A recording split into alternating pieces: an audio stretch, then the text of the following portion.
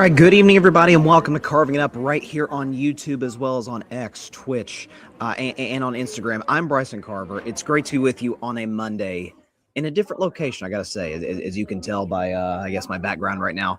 I am in New York City, so we'll get into more of why I'm there or why I'm here, you know, as time goes on. You'll see some announcements on my social media and things of that nature, but just for the moment, like I said, we are unfortunately not live, as I always say, if I'm doing a pre-recorded show, which we're doing at a little after 9 a.m. Eastern Standard Time. If there's anything in the world of sports that has happened at the time that you're watching, I am aware of it, just not the time that you're watching me. Boy, do we have a lot to talk about today. I'm going to talk about the Chiefs. I think they're dead. I have been a Chiefs defender over the years, but I cannot defend what I saw last night, really, except from one player. Talk about that. Houston's defense is outstanding. They are a legitimate Super Bowl contender. Also getting the college football playoff, very controversial decision. They decided to put Miami in over Notre Dame. I'll explain to you why they did make the right call. And a couple of my big issues with the playoff as a whole. Talk about Josh Allen's just superhero performance against the Cincinnati Bengals. Green Bay knocking off Chicago. My Steelers, I guess I'm happy about it, right? We're first in the division. It preserves mediocrity, but it also means we could make the playoffs, which means maybe the Tomlin, playoff streak comes to an end this year. I don't know. Talk about that. Recap of the rest of week 14 around the National Football League, and of course predictions for Chargers versus Eagles. So appreciate everybody stopping by. Again, this is my first time in New York, first time in New York City. So very, very excited to do the show from here. I wish if I were a Batman purposes, I could be saying nice things about the Jets, but unfortunately I cannot. So let's go and get started. But first, well, pack them up, send them home. It's over. Kansas City Chiefs are done in 2025. They lost last night 20-10 to the Houston Texans. I did take Houston plus 3.5, but Kansas City to win outright. Honestly, just for the sheer sake of I'm not going to bet against the Chiefs. I'm not going to bet against Patrick Mahomes until they are officially done for the year. I know mathematically they're still alive, especially with Indianapolis and the Daniel Jones injury. That's the one team they really have a tiebreaker over that's in the playoff race. They do play the Chargers. They're done. They're not making the playoffs. They'd have to win out. They have to beat Denver, the Chargers. That's not going to occur.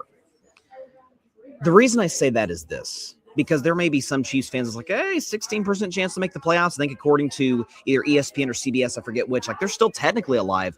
But at the end of the day, what it comes down to is this. And this has plagued the Chiefs all season long. Is the big plays, the clutch plays at the end, be it defensively, which the defense was fine last night. To be fair, Houston's offense is terrible, but the Chiefs' defense was not the issue last night like it was against Dallas or against, at times against the, Jacksonville Jaguars. Is that the drops. Kareem Hunt. Noah Gray was awful. Travis Kelce was awful. Rashee Rice had a brutal drop late in that football game. Is that all of the plays that needed to be made? Kansas City made them all last year. I mean, Butker missed a kick last night. He's been off this season. All of the clutch plays that made the Chiefs great last year, the reason why I defended them as much as I did last year is the reason that they're not playing their best football right now this season, why they're sitting at 6-7. And I know people are going to look at Patrick Mahomes. And that's the nature of football, folks. Quarterback gets the credit when things are going well. Quarterback gets the blame when things are not going well. What I will say about Mahomes is this. I mean, his passer rating was, I think, 19 or something. I know his QBR was around that area. That is one of the most misleading stat lines of the NFL season. Yeah, the box score is what the box score is. The stats are what the stats are. Stats sheet don't lie. But the man is working with 4 backup tackles against probably the most ferocious pass rush in the National Football League. Danielle Hunter, which I will say the backup left tackle for Kansas City actually did a decent job on Danielle Hunter. But you got Will Anderson. You got all of these guys just coming constantly over and over and over. Is that he's running for his life. And you know what it honestly reminded me of? What did we talk about on Friday's show? Is that Mahomes' greatest struggles throughout the course of his career has been against pressure, has been with when his offensive line is beat up or is not, can't match up physically with a great defensive line. His 2 Super Bowl losses, Tampa Bay in 2020 and then Philadelphia last year. He was bad against Philadelphia. I didn't defend him there. I've defended him for 4 or 5 years on the Tampa Bay loss. I have never seen a quarterback work with, less of an offensive line get drop passes from receivers. He's trying to make plays. He's throwing, his chest is facing the ground throwing passes, and Tyreek and Kelsey can't catch a cold. That's what that reminded me of last night. I mean, the play in the first half where he's getting his face mask grabbed and he's side-arming it for a first down. Like, he is doing everything that he possibly can. He's using his legs. He's limping all over the field. He is not healthy out there. And he's giving absolutely everything that he has to try and give his team a chance to win. But in terms of the line play, it wasn't close. It was bad to begin with, and then, bam, Wanya Morris goes out in the game. It's like, you got to be – I mean, Tarico was like, you've got to be kidding me. First play of the game, then they lose another offensive lineman. And so all of the great clutch plays that made Kansas City great last year, be it a big Mahomes run, be it a third down conversion, be it Reed and the Chiefs converting on fourth down, which they didn't do late in the game last night, be it making big catches as opposed to dropping them, or in the case of Kelsey, not just dropping it, but popping it up so that Al-Shaair picks the pass off and basically ends the game. Butker misses a kick. That wasn't the case last year.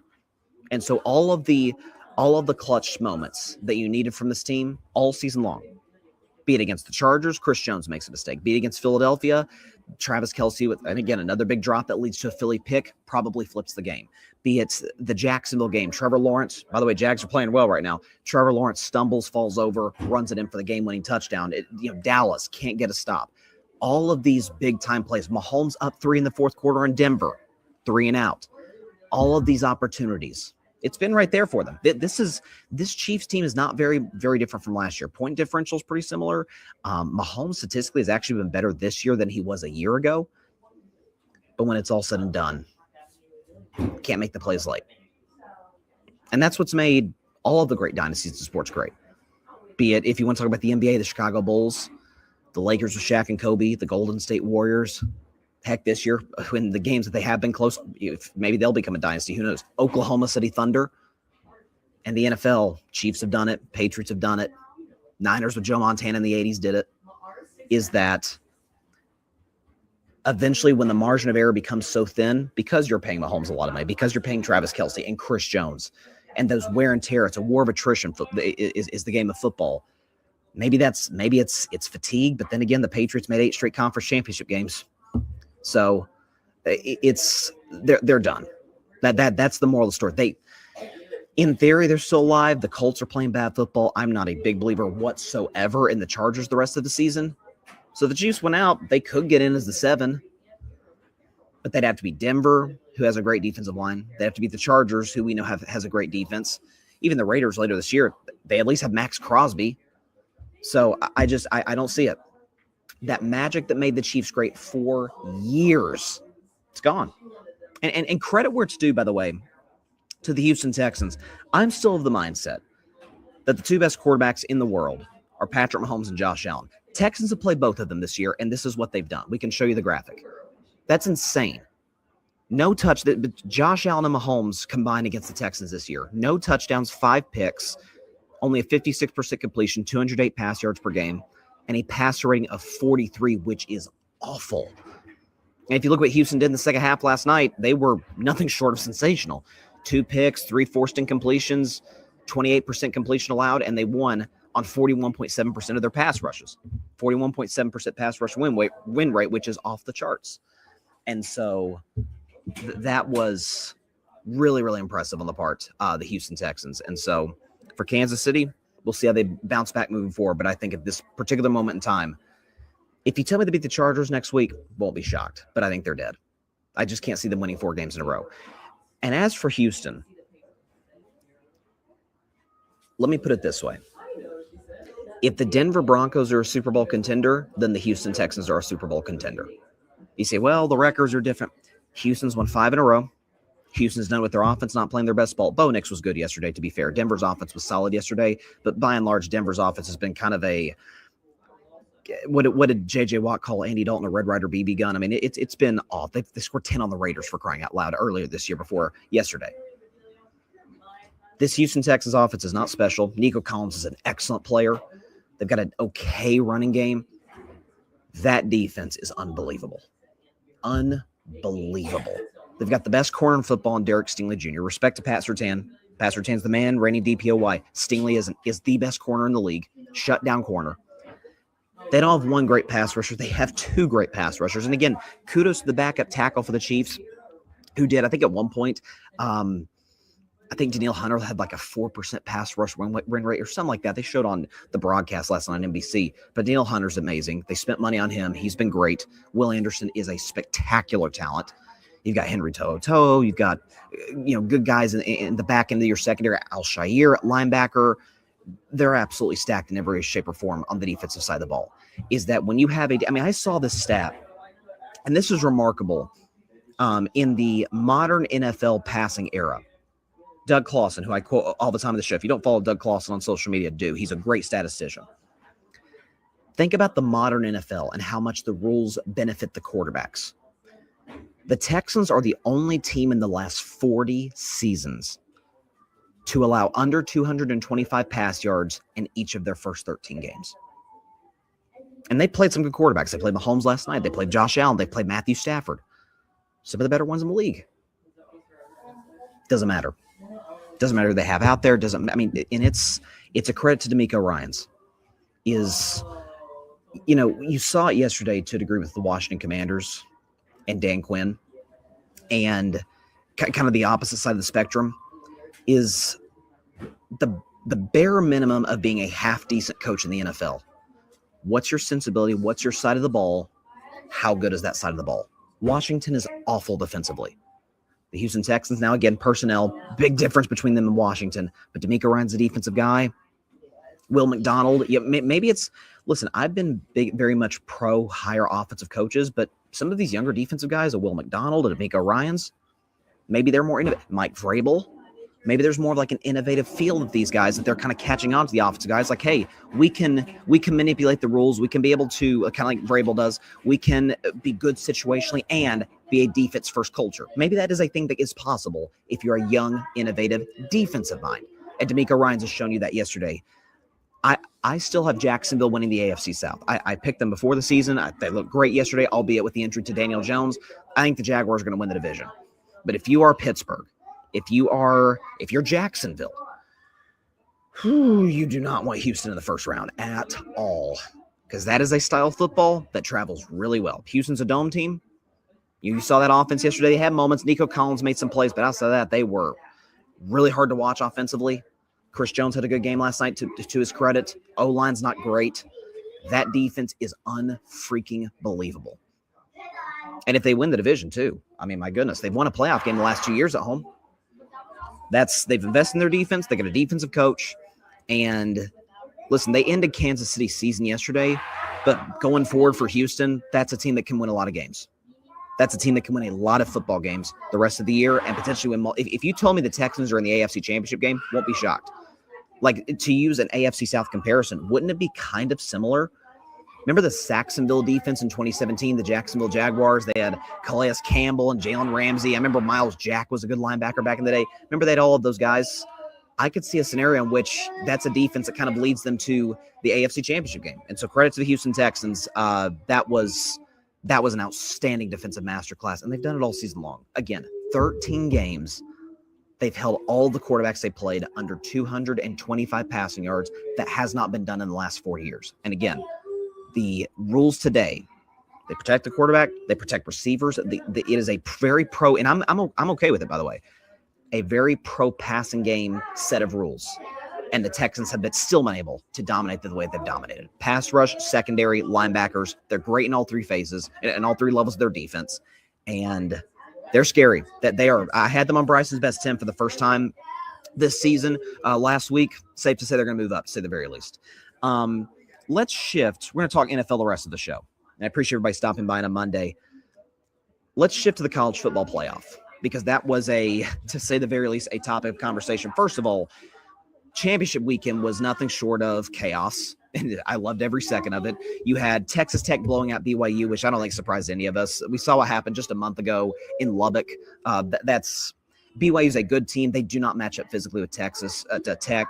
Red Raiders have a great defense. They move the ball well on offense, and BYU just looked overwhelmed. Any case BYU had that they were in the playoff, it had to be a situation like last year with SMU. Remember when SMU lost the ACC championship game to Clemson, but it came down to like a walk-off field goal, and the committee was like, hey, lost the conference championship game, we're going to put SMU in. It would have had to be that for BYU because, as you see, they were ranked above Miami, and we'll talk about that in just a moment. Then you had the SEC championship game with Georgia blowing the doors off Bama. Kind of talk about the significance of that as it relates to the playoff rankings. Big, ACC championship game, Duke knocking out Virginia. Thank you. Nobody wanted to see Virginia in the college football playoff, okay? So thank you, Duke. No one wants to see Duke either, but it's not like a 5-loss team was making the playoff. And then the Big Ten championship game with Indiana knocking off the defending national champion Ohio State Buckeyes, giving them their first loss since they lost to Michigan, ironically 13-10. So maybe that bodes well for Ohio State long term. We'll see how that plays out. They also got a first round bye. They're the 2 seed. Before I get to the playoff, I just want to say this. I don't even think it's a discussion now. I mean, I think right now the Giants have the number 1 overall pick in the draft. They've always got Jackson Dart, so they're not going to draft a quarterback. If you're a Vegas Raiders, if you're a New York Jets, one of these New Orleans Saints, man, I am going all freaking in on Fernando Mendoza. I mean, that kid, the arm strength is there. He can make throws in the pocket, outside the pocket. He's got some of these off-balance, rolling to his right, down the field throws. I mean, he lost Omar. I mean, for this kid, he's playing in the Ohio State defense, Arvell Reese, Caleb Downs. I mean, a lot of NFL guys, a lot of first-round talented guys on that Ohio State defense. First play of the game, he gets absolutely clocked. Has to come on the game. I didn't know his brother was the backup. Brother comes in the game. Then he comes back, to relieve his younger brother. And then Omar Cooper, the one who made the insane catch against Penn State, he goes out.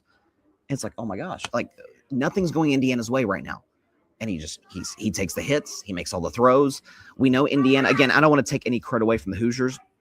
They're an excellent football team, but ultimately the talent gap between them and Ohio State, it's not close, which is a credit to Kurt Cignetti, the head coach, who has done, and it's the NIL era, so you can turn things around quicker, but has turned around this program as well as any coach that we have seen in modern college football history. So credit to Kurt Cignetti. Talks a big game, and he backs it up. But for Fernando Mendoza, I don't even think it's a discussion who the first overall pick in next year's draft is. And if the Giants get the first pick, if the Titans get the first pick, a team that's not going to draft a quarterback, man, if you're the New Orleans Saints, if you are the Jets, the Vegas Raiders, you are absolutely pushing all of your chips in the middle of the table to make a deal with the Jets or to make a deal with the Giants to make a deal with the Giants or with the Titans should one of those teams get the first overall pick. Frankly, as a Steelers fan, and we'll talk about Pittsburgh later, I would love to see us move like 3 first-round picks and TJ Watt for the first pick. Not that I guess TJ Watt, that's my guy, but we need to think about the future for once in Pittsburgh. I would love to have Fernando Mendoza, but hey, a guy can dream.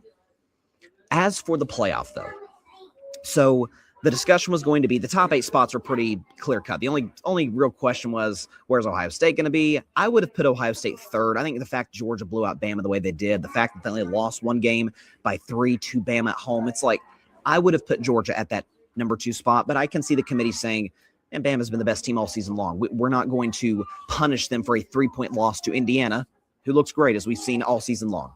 So I would have put Georgia, but I get why they put Ohio State 2 and Georgia 3.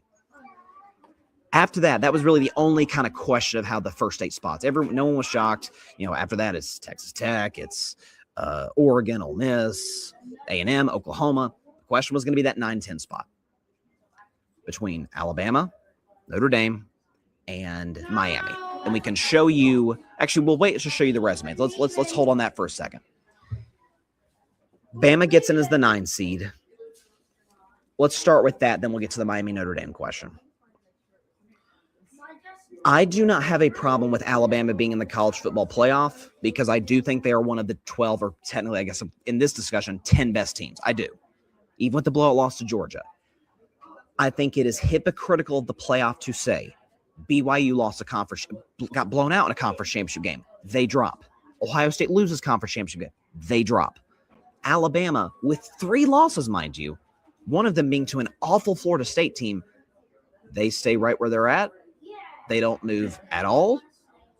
They stay exactly where they're at the number 9 spot after struggling at times with South Carolina, after struggling with 5-7 Auburn, after losing to Florida State. They don't drop 1 spot with 3 losses. That's my biggest issue with the Alabama question. I'm fine with them being in the playoff. I absolutely think they are one of the 10 best teams. But as we're going to talk about with Miami and Notre Dame, the games have to matter.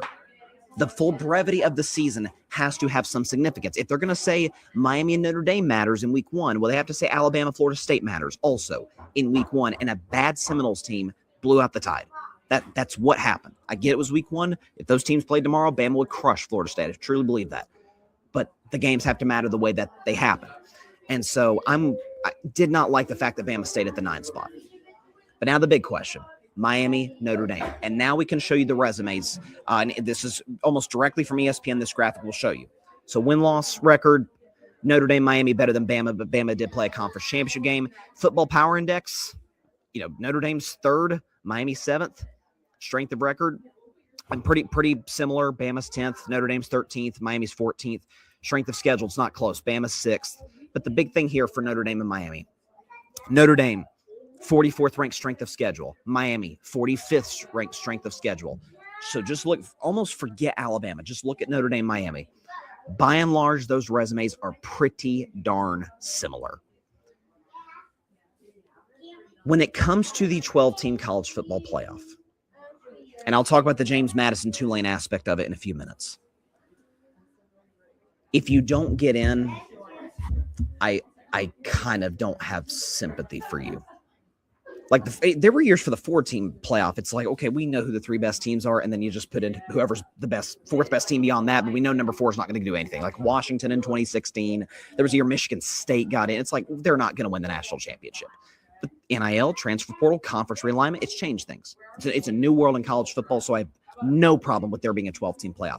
But if you don't get in, if you do have more than 1 loss, if you really don't have a signature win on your resume, I'm not going to cry tears for you if you missed. If you're Texas and have 3 losses,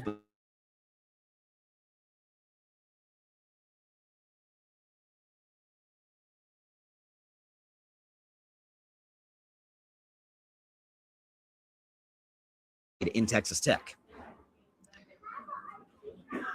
So the week 1 game has to matter. And listen, people have issues with the fact that Notre Dame was ranked above Miami coming into the week, and then neither team plays this week, and then Miami, leapfrogs Notre Dame. I get that. For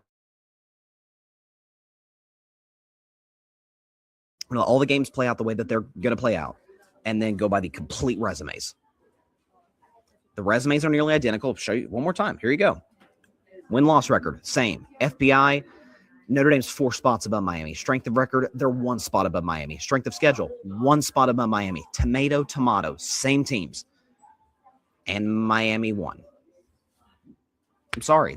And if Notre Dame, if you just beat Texas A&M, I get there were some officiating calls that didn't go in your favor. At the end of the day, man, you were at home.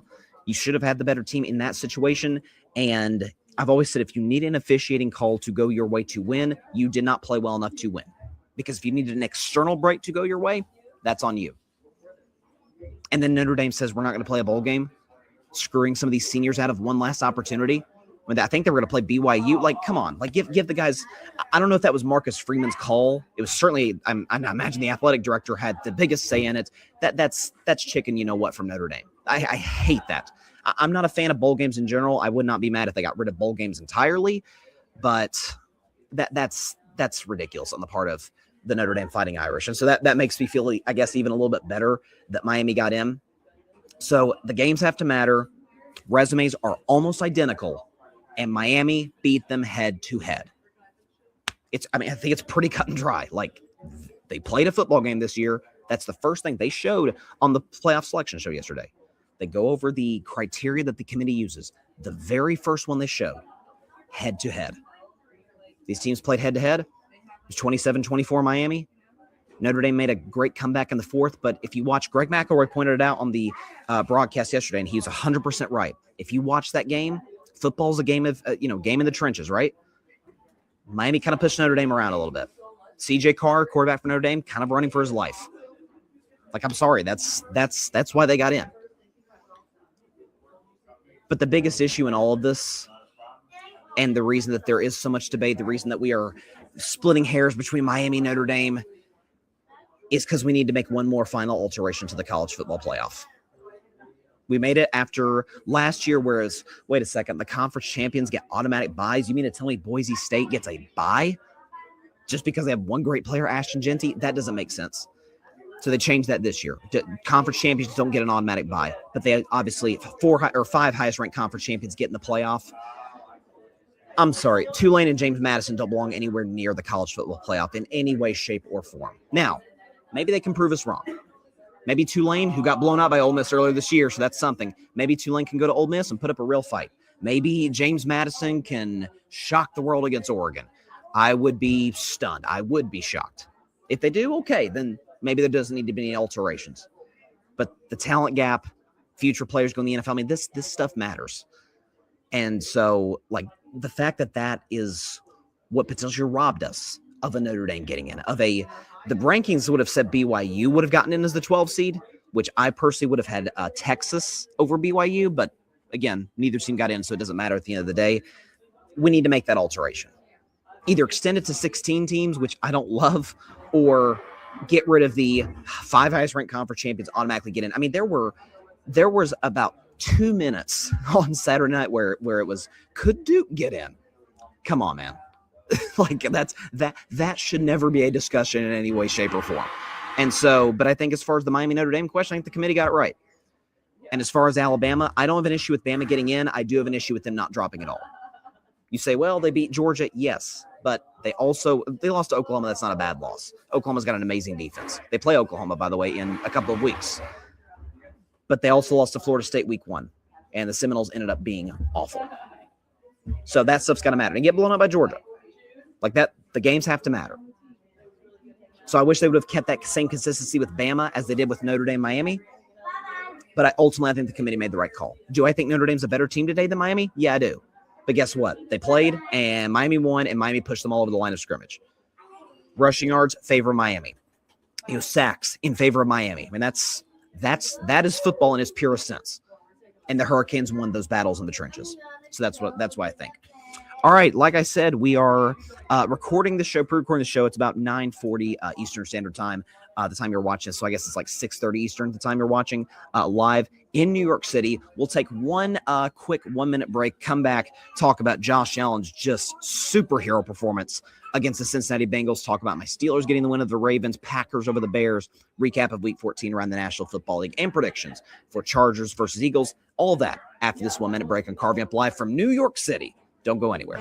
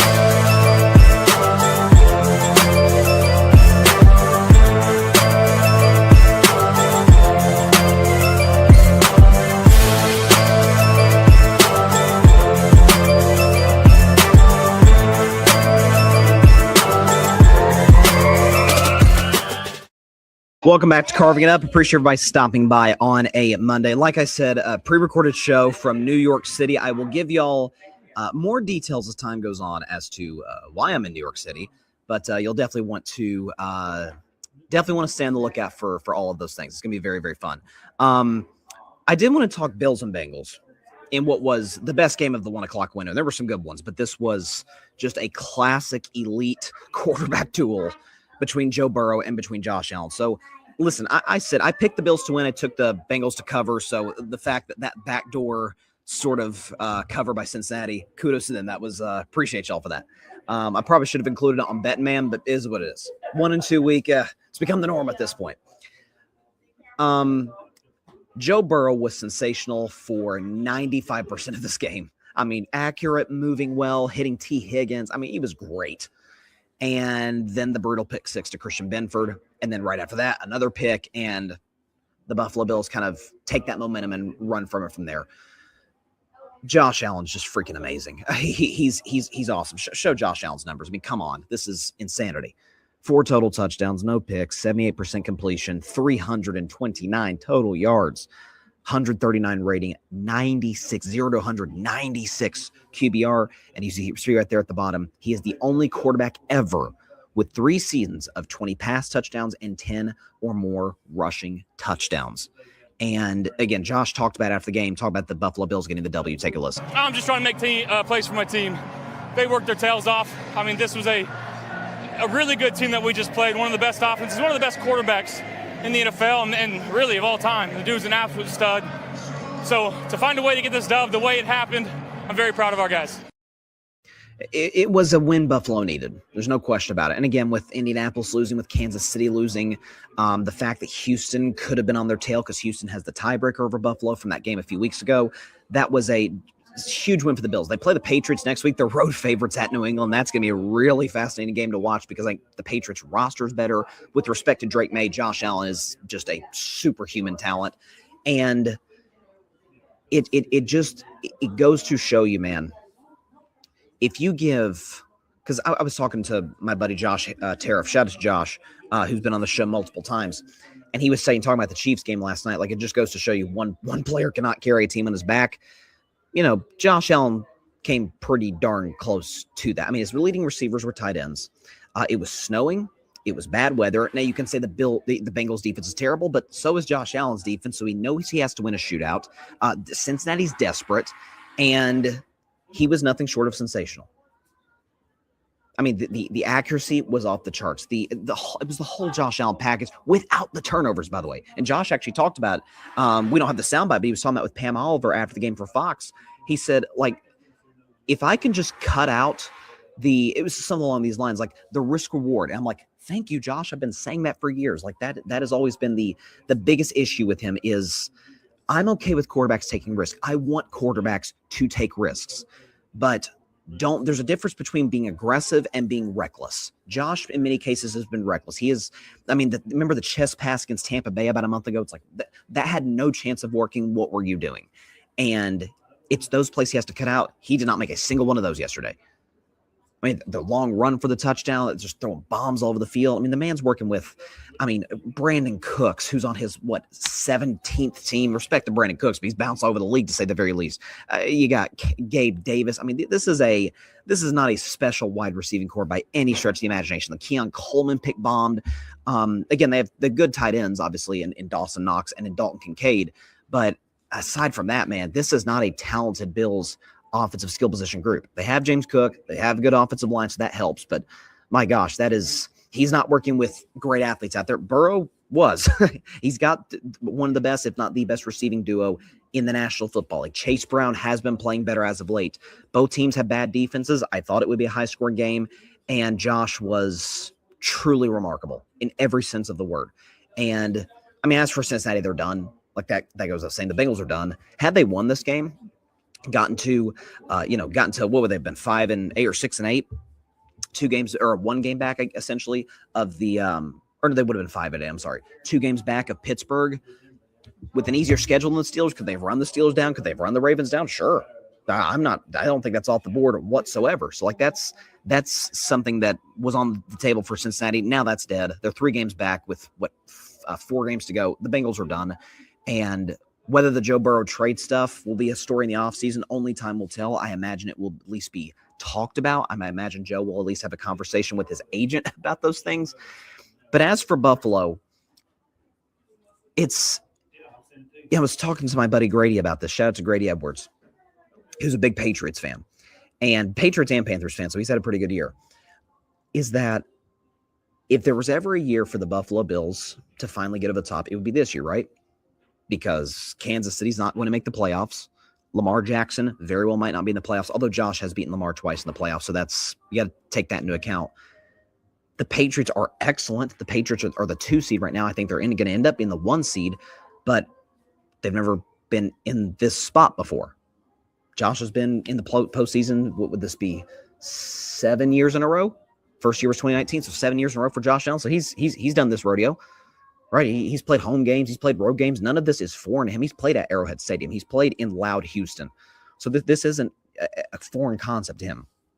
But I maintain now what I said at the start of the season. The number one reason I didn't pick the Bills to make the Super Bowl is that defense. Yeah, again, Christian Benford made a play late, but they're bad. If they're not turning the football over, they are awful. Guys for Cincinnati are wide open. They cannot generate pass rush. Not to be fair, no Joey Bosa yesterday, so any pass rush they could have gotten that they did get on my Steelers last week doesn't happen because he's not out there. But listen, the Bills have a lot of holes in their roster, and Josh Allen fills almost all of them, certainly on the offensive side of the ball. This is not a special skill position group. It's an offensive line that's good but beat up. And do any of us really trust Sean McDermott that much at the end of the day? I mean, I've been saying for years, he's the Mark Jackson of the NFL. He's a good coach. He's a culture-building coach. He can come into a bad franchise and rebuild things, but he is not the guy to get you to the next level. And so Josh has done this multiple times this year against Tampa Bay. Obviously yesterday, against Kansas City, just these put the cape on and be the hero. And he did that yesterday. You could say Cincinnati's defense is bad. It is bad. I agree. It's terrible. But that was an outstanding performance by Josh Allen. And I'm hearing some like MVP buzz. I can't put him in the same discussion yet as Stafford and Drake May. I would put him on that tier 2 of MVP candidates with Dak, where it's, Dak has better receivers than Josh, but the defense is worse. Inexperienced coach. Like Dak has carried the Cowboys. Josh has carried the Bills. But I think Stafford and Drake May have just had better years, have been more valuable as it pertains to, wins and things of that nature. And so, but that Bills-Patriots game next week, man, what is the line for that game? Let me check that. It's Buffalo -1.5 in Foxborough. And I mean, I imagine, it's going to be cold, although that doesn't affect Buffalo. They're used to play in upstate New York, so that's not a foreign concept to them. But they could get back in the division race. If they win this game over New England, they're a game back. The Patriots, the rest of the way, they play, Ravens, Jets, Dolphins. So they probably win out after that. Yeah, I said multiple times this year, I would be disappointed in the Patriots if they don't go 13-4, given their schedule. But that was, God, Josh is so good. I've said it since last year. He is one of the 5 greatest talents to ever play the position. I'm sorry, he is. The arm strength, almost unparalleled. The mobility, a guy with Michael Vick's speed, or let me back up, not as fast as Michael Vick, but like a Michael Vick style mobility with Big Ben's size and that arm strength, that's we've never seen anything like him before. And so if Buffalo does anything in the postseason, it will almost certainly be because number 17 put on the hero cape and played that part. So outstanding game by Josh. Let's shift now. I almost forgot to mention this game in the rundown, but I did want to talk about it for a second.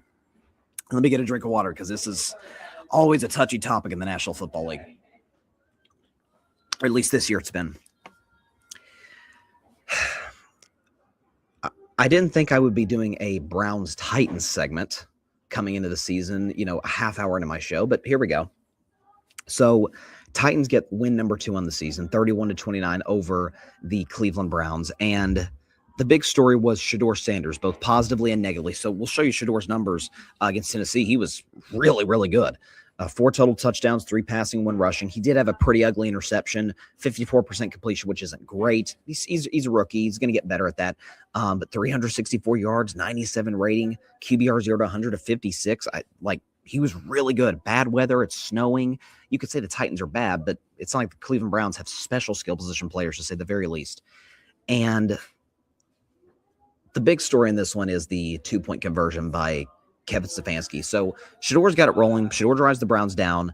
They're down 8, score a touchdown, and he is not on the field for the 2-point conversion. They try and run some trick play. Shedeur talked about after the game. We'll go and play the bite. Shedeur talked about after the game, took up for his coach, and I think made some interesting points here. Here's Shedeur Sanders after the Browns lost to the Titans. Did you wish you had the ball in your hand in that moment to tie the game? If I'm out there any play, I would wish I would always have the ball in my hand, but that's not what football is. Sometimes you got to run the ball. Sometimes you got to kick a field goal. Everything. That's the game. That's the most important thing is the ball. So in any situation, of course you would want to, but I know we practiced something and we executed it in practice, and we just didn't seem to this day. So I would never go against, kind of like what the call was or anything.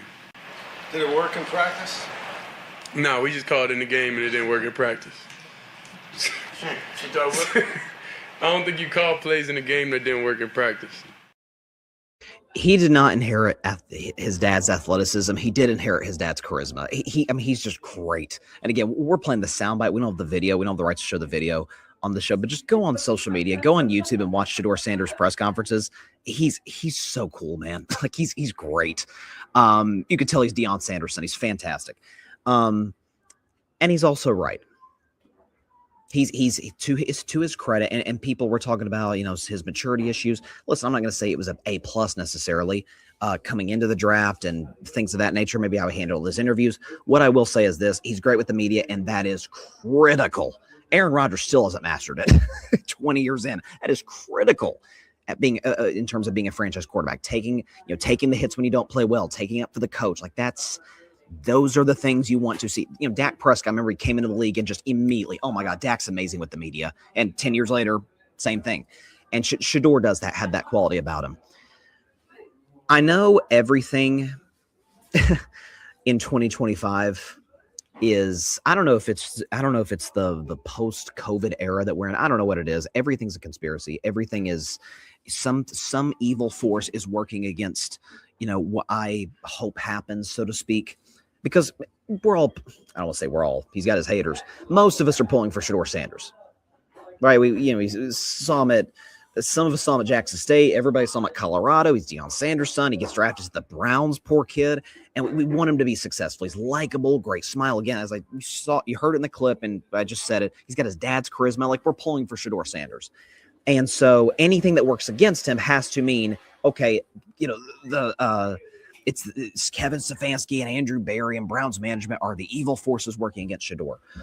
Or it could just be, as it relates to the Dillon Gabriel question, it could just be the fact that the Browns have been the single most incompetent franchise in the National Football League at evaluating quarterbacks, other than maybe the New York Jets. And even the Jets have had some guys be successful. Is that drafting Dillon Gabriel in the third round? If the Browns didn't take him, was he going to fall lower than Shedeur? Probably. Dillon Gabriel's not a consistent NFL starting quarterback. No way. No way. I said that during the draft process. Small, arm straight's not good. Accuracy, like he's not an NFL starting quarterback. Shedeur can be. Shedeur's bigger. Shedeur has a bigger arm. Shedeur's more accurate. Shedeur can move in and out of the pocket, which Gabriel cannot do. And so maybe some of that comes down to Brown's quarterback incompetence, quarterback evaluation incompetence. Not, hey, they wanted to screw Shedeur over. I don't think that's the case. Shedeur said it in the press conference. They've worked on that play, right? Because for those that didn't watch the game, the Browns were down 14 at one point in the fourth quarter. And we see coaches do this nowadays. I personally don't agree with it, but I think the analytics say to do it. If you're down 14, fourth quarter, you score a touchdown, go for two. That way, if you need to go for two again to try and tie the game, or if an extra point would win the game on a second touchdown. Again, personally, and I'm very much a pro analytics guy, very much a pro aggressive coach kind of guy. I think you just take the extra point, then you decide what you're going to do on that last drive. Go for two. With the new overtime rules, I don't see any point in it since you're guaranteed a possession. But again, different conversation for a different podcast. Shedeur said it right there. Yeah, the play worked in practice. Like we had already used our first 2-point play on the last drive, which Shedeur was on the field for. So, like, nobody said anything about that. I'm not here to defend Stefanski and say it was a correct call, but there was an opportunity for that to work. There was a hole for, to run through for the 2-point conversion. It was just a bad read. Would I have had Shedeur on the field? Yeah, of course I would have had Shedeur on the field. He was playing well. He was kind of had it rolling. Other than the bad pick, I thought he was great. Made some big-time throws to Jerry Jeudy. I would have had Shedeur on the field 100%. But for him not to be on the field is not a grand conspiracy that Kevin Stefanski wants him to fail. It's not. He made some throws against, the Raiders that I found impressive. The one, to Isaiah Bond, I think was outstanding. They played conservative last week against San Francisco. I wasn't a fan of the game plan, but the Niners have a great defense. You're trying to protect your rookie to a certain degree. And it gets a bad Tennessee team. You don't let the kid kind of go out there and let it rip. Like you've seen, I would argue Stefanski has trusted Shedeur more over time. I mean, you saw the difference between this week's game plan and last week's game plan. It was very much a pro passing game plan, very much a pro Shedeur game plan. And so, listen, I will die on this hill. Stefanski's an excellent coach. The man has won a playoff game with the Cleveland Browns. The man has gone to the playoffs twice with the Cleveland Browns. He can coach, I think. So people saying this is grand conspiracy against Shedeur, I think are out of their minds. What I think is going to end up happening, Shedeur's going to start the rest of the season. He's played miles better than Gabriel. He's going to start the last 4 games. He's looked better by the week. And my guess is the Browns probably use a first-round pick on a quarterback, have a quarterback competition, and then if Shedeur plays well, he's their starter. If not, they trade him. And Shedeur fans get what they wish, him being out of Cleveland. So I'm just curious to see how he looks against my Steelers in a few weeks. Because that game's in Cleveland. But that shows you a lot, right? Bad weather, snowing. I know the Titans are terrible. I get it. But pretty solid by Shedeur. And by the way, as for Cam Ward, I thought Cam Ward was pretty good in that game too. That's Cam Ward's first solid performance maybe of the season. And so you got to feel good about that if you're a Titans fan, right? Is that against that Browns defense, had a bad day at the office. Cam was pretty good. So, and now they don't have the first pick. Now it's the Giants. So, again, as I said earlier in the show, if you're a Jets, New Orleans Saints, Raiders, if the Giants get the first pick, if the Titans get the first pick, you are pushing all your chips in the middle of the table to draft Fernando Mendoza. I think the kid is really special. Let's talk Steelers. So what can I say? It is a black and yellow victory Monday. Black and yellow, black and yellow, black and yellow, black and yellow. Steelers win over the Ravens yesterday, 27-22. And if I'm one thing on the show, it is fair. It is, I hesitate to say like objective. I try to be as objective as I can be, but I hate it when people say like I'm objective, I'm unbiased. Bro, we're all biased. I don't care we're biased on everything in our lives, especially sports. And I have been an Aaron Rodgers critic, to say the very least, on this show for years, mostly as it relates to his handling with the media, going after teammates. But I thought yesterday against Baltimore, Aaron Rodgers was pretty darn strong. We'll show you the numbers. Here's Aaron Rodgers against the Ravens yesterday. Had a touchdown that was to Jaylen Warren, a touchdown passing, and a touchdown rushing. You see him doing the discount double check, which I thought was kind of cool. 67% completion, 284 yards. He had gone 3 straight games without 200 yards passing. 103 rating, a QBR 0 to 100 of 62. He's pretty darn strong, pretty good. Accurate, moved well. I thought everything seemed to be working from that department. He got a lot of help from his buddy DK Metcalf, who finally had his first big game as the number 1 receiver in Pittsburgh. 7 catches, 148 yards, a touchdown, and he had 21 yards per reception. So Metcalf was great. Rodgers hit Metcalf first go ball of the first quarter, and then first go ball of the third quarter. So first half, second half, they wanted to establish that deep connection together, which I thought was huge for Pittsburgh, finally pushing it over the top. That's been a big criticism of mine, is over the last few years, we know Aaron's got the arm. We've seen the Hail Marys. Aaron's deep ball accuracy has not been that great as of the last few years, including this season. Yesterday it was. But what I will say is this, and then we'll get to the Lamar Jackson piece of it, because to me, that's the bigger story. So Pittsburgh wins, they're 7-6, and we are first place leading the AFC North. Certainly by no means is the race over for the division. Both teams play in week 18 in Pittsburgh. So fortunately, home game for the Steelers, that should bode well. But this is a week-to-week league. We hear about overreaction Monday. I haven't it's 10 a.m. Eastern Standard Time, the time I'm recording this. I haven't consumed a ton of, sports talk, radio, podcasts, television, print, anything since this, game was over. Again, out in New York City, watching football, the whole bit. But anybody who's saying, see, this is why Mike Tomlin's a great coach. This shows why he is, his job security is what it is in Pittsburgh. Here's what Aaron Rodgers had to say after the game about Mike Tomlin. What does it mean to get a win like this after the week that you guys have had? Means maybe you guys will shut the hell up for a week. Again, kudos to him for defending his coach, which he did last week. That's the only person he didn't defend. He didn't defend Jonnu Smith. I'll tell you that right now. One game does not a saved job for a coach make. I'm sorry. The Steelers had, I'm going to make sure I'm getting this right. The Pittsburgh Steelers, folks, had 3 yards of offense in the second half, in the fourth quarter. 3 yards of offense in the fourth quarter was what the Pittsburgh Steelers had against the Baltimore Ravens. I mean, it was just 3 and out, 3 and out, 3 and out. And it was conservative play calling by Arthur Smith. It was just they gave the Ravens every opportunity to have a chance to win. Again, Lamar just couldn't take advantage. We'll talk about kind of the controversial touchdown Lamar in just a second. But I was extremely impressed with the Steelers' offense for 3 quarters. It had life. Now, there wasn't much of a running game, but Aaron Rodgers, DK Metcalf had a connection. The touchdown to Jalen Warren, who's, I've always said, if Jalen Warren had a creative offensive play caller, he would be like this generation's Austin Eckler, just like a 15 to 20 touchdown guy. Just he can catch out of the backfield. He can run between tackles. He just doesn't have a whole lot of space to work with. Good at breaking tackles. But I would love to see. I'd love to see a lot of new coaches in Pittsburgh, one of them being a new OC, so that we could see the best of Jalen Warren. But making plays in space, he's fast, he's twitchy, he can break tackles. And I thought Aaron moved pretty well yesterday. I thought Aaron had a lot of zip on his football. Again, the deep balls to Metcalf. And then the fourth quarter, we just say, hey, let's, is Aaron's arm tired? Is that what's going on? Why are we just going just run, pass, punt? What are we doing? Let's close the game out. Let's be aggressive. It's worked for us today. Take a shot to DK every once in a while. In the fourth quarter and throughout the course of the game, the only explanation for how bad Lamar Jackson has been the last 4 games, and just for context, here's his numbers the last 4. He's been awful. 2 touchdowns, 6 turnovers, 54% completion, 213 total yards, 65 rating, 39.5 QBR, and he's been sacked 10 times. I think there's only one explanation. I'm not trying to make excuses for Lamar. I'm telling you the way that I see it. I do not think he is healthy.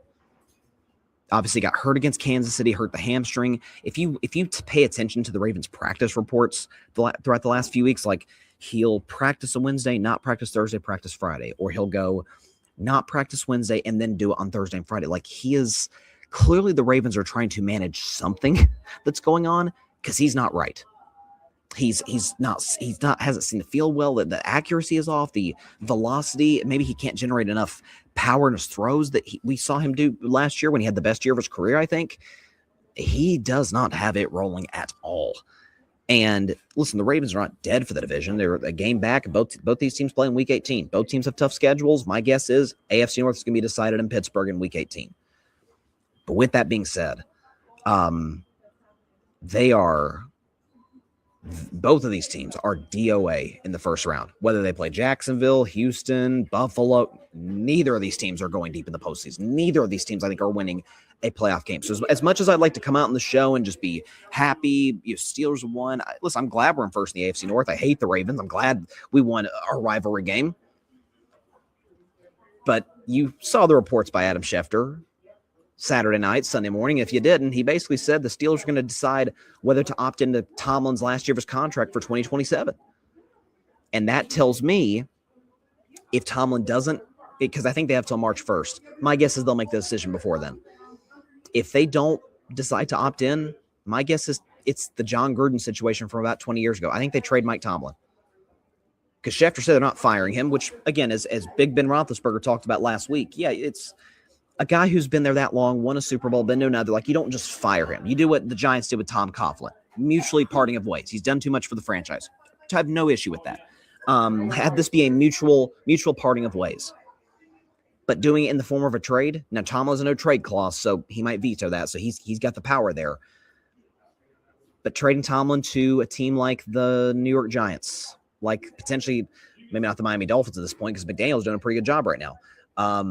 But to one of these teams that just needs a guy to come in, set the culture, I hate to use this word, standard, the most overused word in the Tomlin dictionary, and then Pittsburgh just restart, get some draft picks.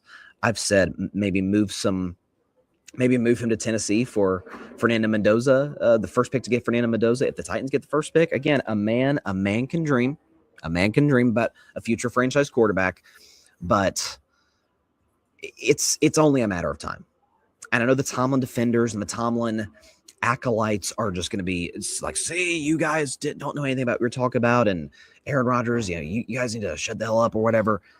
Okay. I mean, there were still some major errors in coaching yesterday that I saw.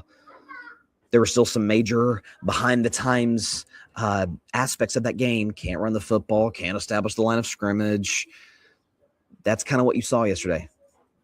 And the Steelers were bad out in some ways. Again, a lot of Ravens fans, a lot of NFL fans were worked up about the Isaiah Likely touchdown being waved off late. Gene Steratore in CBS explained it well, and I think he's 100% correct. It's got to be catch, control, 2 steps. If you catch the ball in the end zone, 2 steps, and make a football move. The ball gets punched out the end before he makes the football move. That is not a catch. It's touchy. It's tight. I would not have been outraged if the refs had kept it a touchdown, but look at the replay, look at the slow-mo. You got a professional official breaking it down. That's not a touchdown. And again, to Ravens fans who are saying that's why we lost the game. I will say it a million times.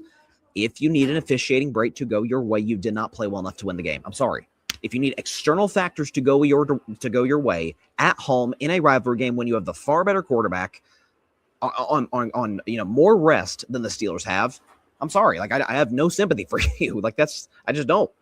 So it's, again, I'm so conflicted. I'm happy the Steelers won. I'm happy we're first in the AFC North. But A, do I think we're going to hold the lead? No. And B, do I think it's good if we do for the long-term health of the franchise to get Tomlin at Pittsburgh? Only time will tell in that regard. But listen, I respect Aaron defending his coach. And Aaron played well yesterday, by the way. Aaron was good. I just don't know if this is necessarily the best thing for the Steelers moving forward. So that's where I'm at. We're going to take a 1-minute break, one more break. When we come back, reaction to the rest of week 14 around the National Football League. There were some great games, some crazy upsets. I was terrible in my picks yesterday. That might have been one of my worst weeks of the season. We'll talk about that after the break here on Carving It Up.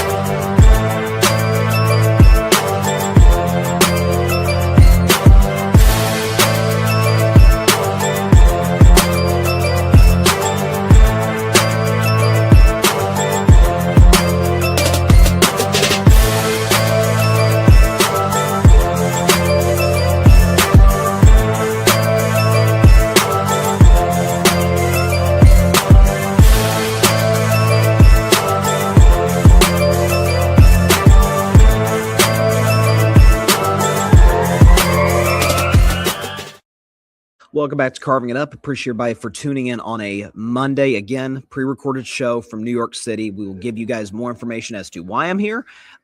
Should be back in studio hopefully on Wednesday to be able to do the regular Wednesday show, react to Monday Night Football, Bryson's Best 10, the whole bit.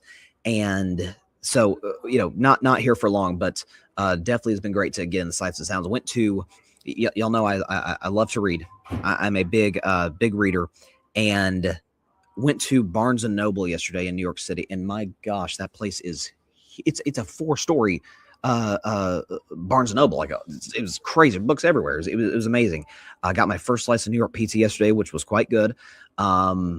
Huge, by the way. My gosh, 2 pieces about the size of a entire box anywhere else. But enjoying the city, enjoying the kind of the vibe. It's chaotic, it's crazy, but it's Ray Sinatra said, if you can make it here, you can make it anywhere, right? So pretty great to be here and hopefully see some familiar faces while I'm here in the city.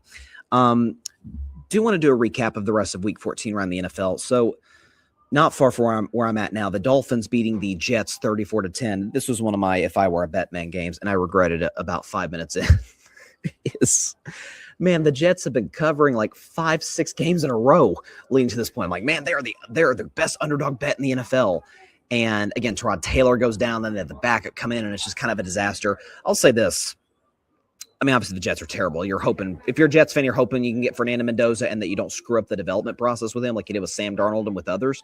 But there are the 3 best coaches in NFL history in my opinion, Bill Walsh, Vince Lombardi, and Mike McDaniel with his job is on the line. I mean, the Dolphins are 1-6. Now they've won, 5 of their last 6 games. And again, they're almost certainly not going to make the playoffs. They go to Pittsburgh next week on Monday Night Football. I feel very, very good about that matchup for my Steelers. It's one of the games I looked at late season, like, oh yeah, that's a win. Buffalo, that's tough. Detroit, Baltimore. Oh yeah, Miami's a win. Even Cleveland scares me a little bit. The way Shedeur is playing with that defense. The Dolphins are Tua played well. They ran the football effectively. They kind of feasted on turnovers against the Jets yesterday, but God, the Jets are bad. And again, I've said for the last few weeks with Aaron Glenn, who I loved in Detroit, I loved all of the Lions coaches, Campbell, Ben Johnson, and Aaron Glenn. There does seem to be a bit of a Brian Flores feel where the talent gap between them and other teams, they just don't have the players right now. But they're playing better yesterday, notwithstanding. They're playing better now than they did at the start of the season. They've been close these games. They've been, again, that's why I picked them to cover against Miami as a home dog. Tua's in cold weather. Like, there was perfectly legitimate football reasons to make the pick that I did. But, gosh, Miami came in and just established the line of scrimmage. Tua was solid. They ran the football effectively. My man, Jalen freaking Wright, Devon Achane. And that was pretty much all she wrote for the Dolphins. So 34-10 over the Jets. Saints over the Bucks, 24-20. All of a sudden, ladies and gentlemen, the Carolina Panthers are tied for first in the NFC South. Tampa gets off to this roaring start. Baker's in the MVP discussion. And now Tampa's in some trouble because they can't make the playoffs as a wild card team. The NFC South is only putting one team in the postseason. And for New Orleans to come into your house, I know the injuries are what they are. Emeka Egbuka had a brutal drop late in the game that probably cost Tampa Bay.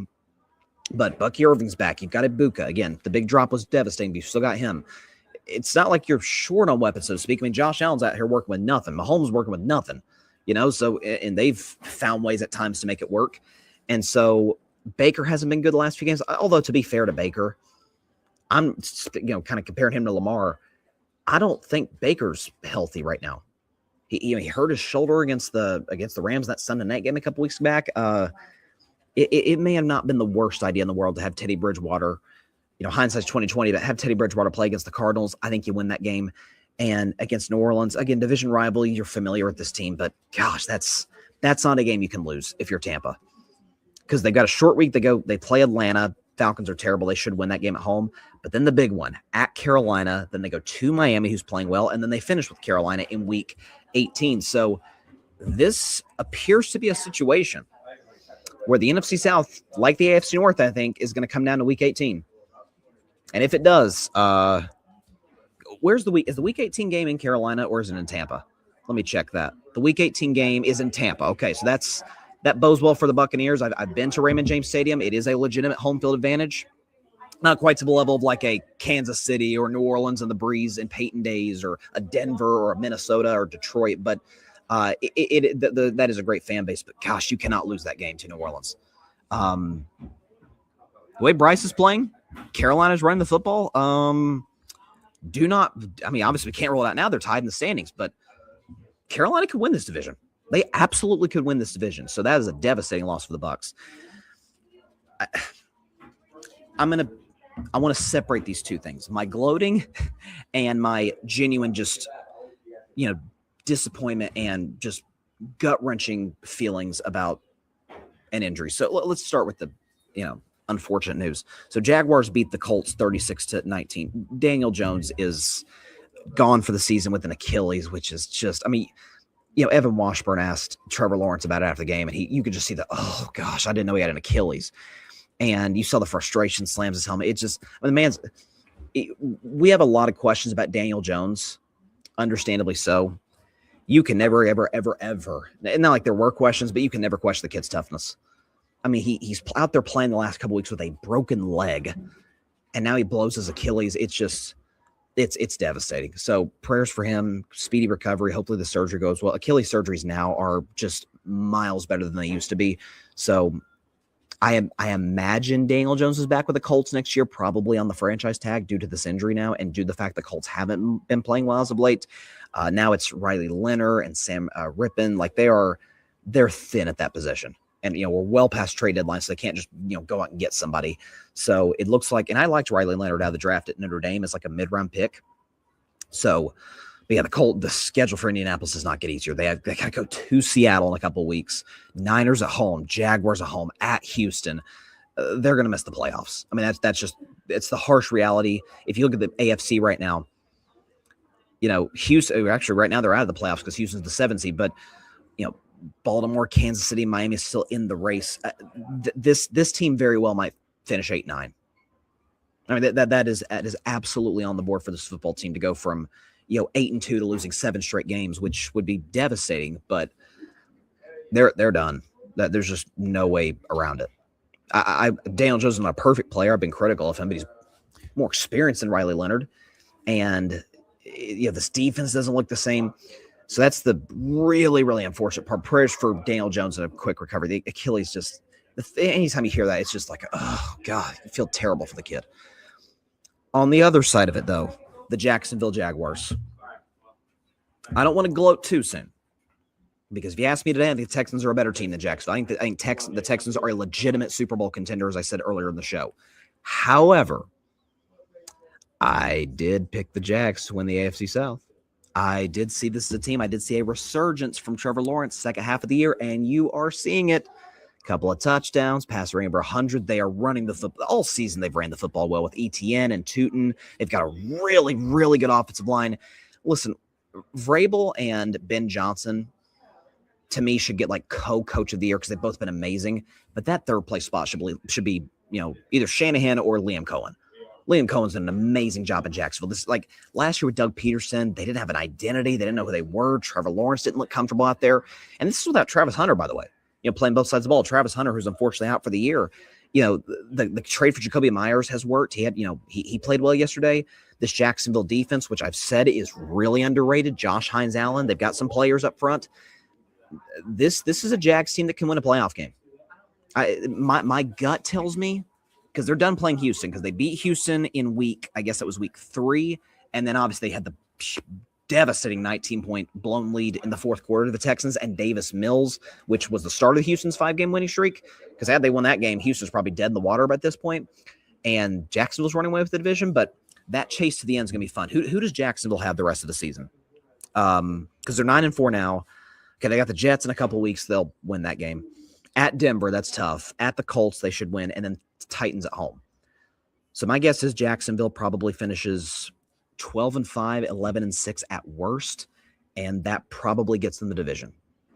That probably gets them the AFC South. And I said this year was a put up or shut up year for Trevor, and he has responded. Rough start to the year, had some moments here and there, had the big, huge Monday night game against Kansas City, and the last couple weeks against divisional opponents, there's familiarity there. I know the Titans are terrible, but still division opponent. And then obviously you're playing the Colts at home, and in the rain, it's kind of gross. And he was great. He really, really was. I already talked about the Titans and Browns. Vikings over the Commanders, 31-0. I mean, credit where it's due. JJ McCarthy was his alter ego. He was 9, and 3 touchdowns, pass rating of 129, QBR 0 to 100 of 75. The one compliment I've always given JJ McCarthy, his arm is better than people give it credit for. Some of these passes of the middle, like he's got a whip on him. The question is his accuracy, seeing the field, decision making, and yesterday it looked good. It did. Now, Washington's defense is utterly atrocious. It is probably the second worst defense in football to Cincinnati. I mean, the fact that Jaden Daniels, who got hurt again yesterday, they're going to shut Jaden down for the season. Don't make this RG3 2.0. Okay, like let's shut him down, let's get him healthy, and let's go into 2026 with a clean slate. The fact that this guy got them to the NFC Championship game last year is kind of a miracle. I mean, it really, really is. Their defense was bad. It's worse this year, but their defense was bad last year. The offensive line was running game, hit or miss, and to go on the road to, I know we're looking back to last season, but to go on the road to beat Tampa, to go on the road and beat 15-2 Detroit with both their coordinators. That looking back now, it's like, oh my gosh. Now, I think a year from now, it'll be, okay, Washington in a down year, Jaden was hurt. But then again, that is also a legitimate question, is that if you look at that 2024 class, Caleb Williams, no injury problems. Drake May, no injury problems. Bo Nix, no injury issues. Jaden's had multiple. Jaden got hurt his rookie year. Jaden is now, this is the third time that he has left a game with injury this year. That's a problem. And it's his frame doesn't help. He is very skinny.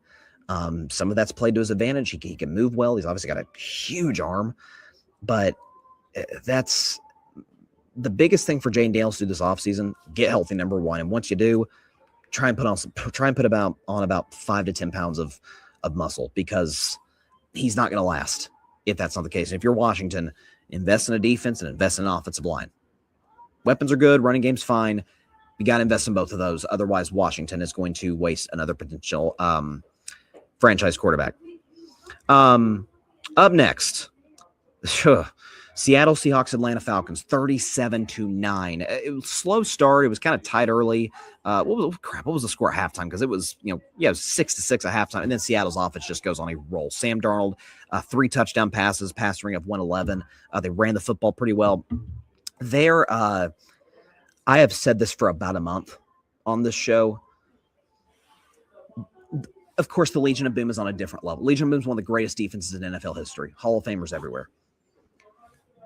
You will not watch any of the 32 teams in the NFL, or any of the 31 other teams, I guess, in the NFL, and find one faster on defense than Seattle. I mean, those guys just fly to the football.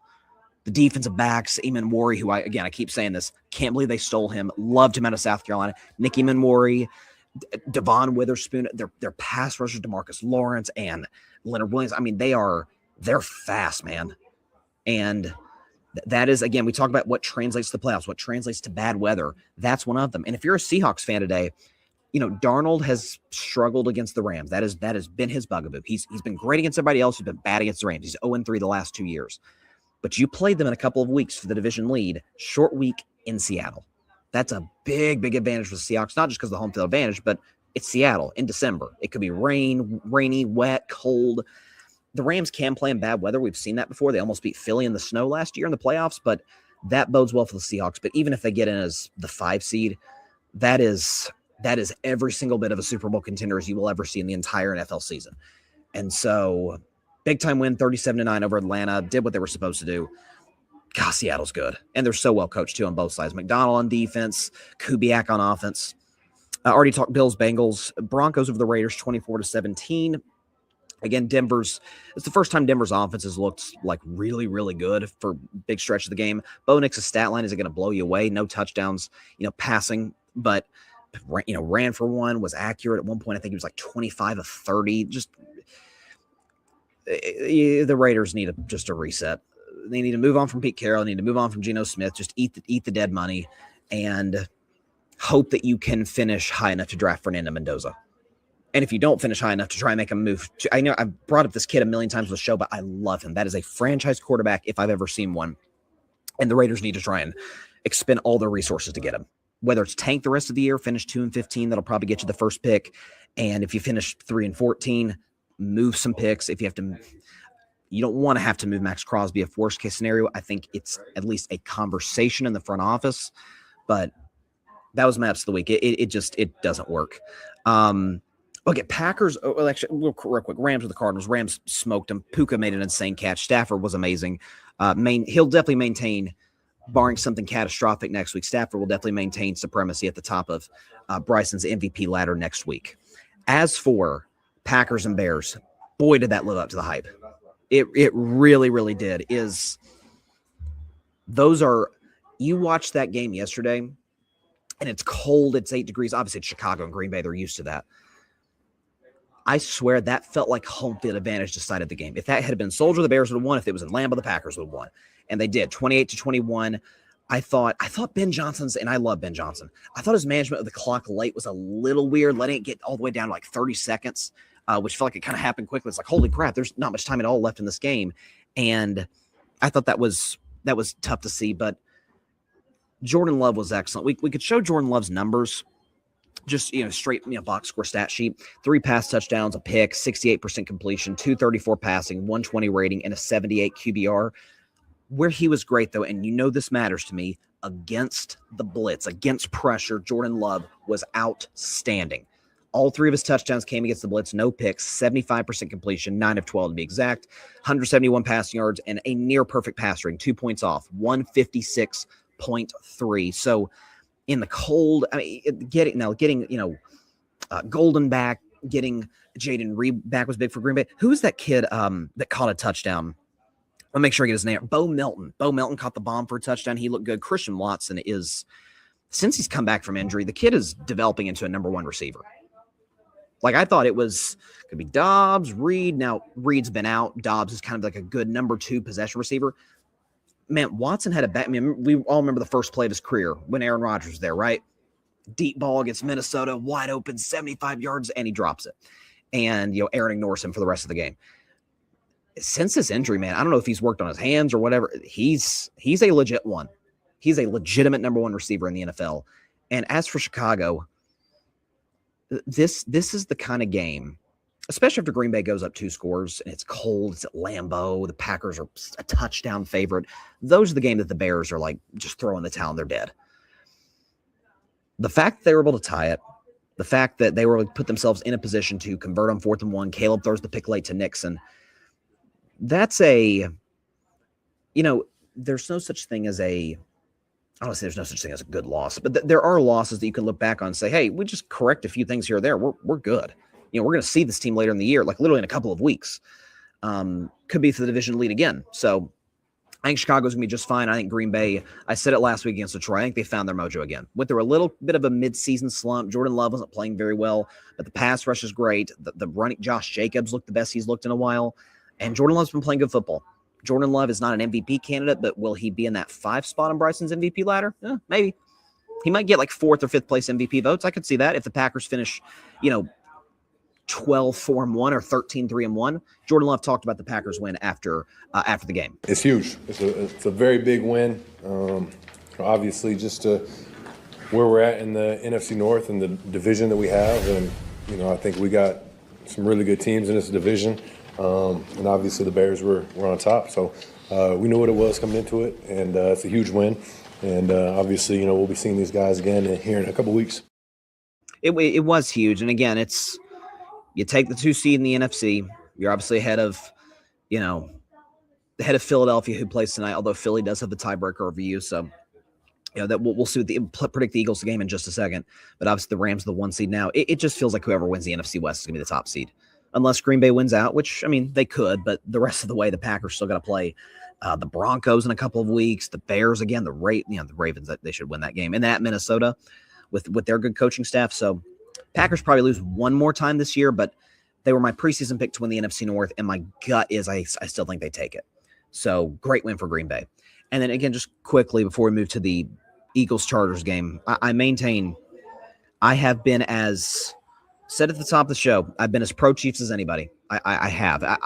First of all, I'm very much a pro-dynasty guy. I think dynasties are amazing for sports because they give us a villain. That's why I was kind of glad the Dodgers won the World Series, because now baseball, who hasn't had this in a quarter century, has a villain, has a team that everybody's going to root against. It's David Goliath, that aspect. Basketball kind of has that with Oklahoma City, but OKC's not a dynasty yet, and basketball's been needing that, and the CBA by Adam Silver kind of prevents that.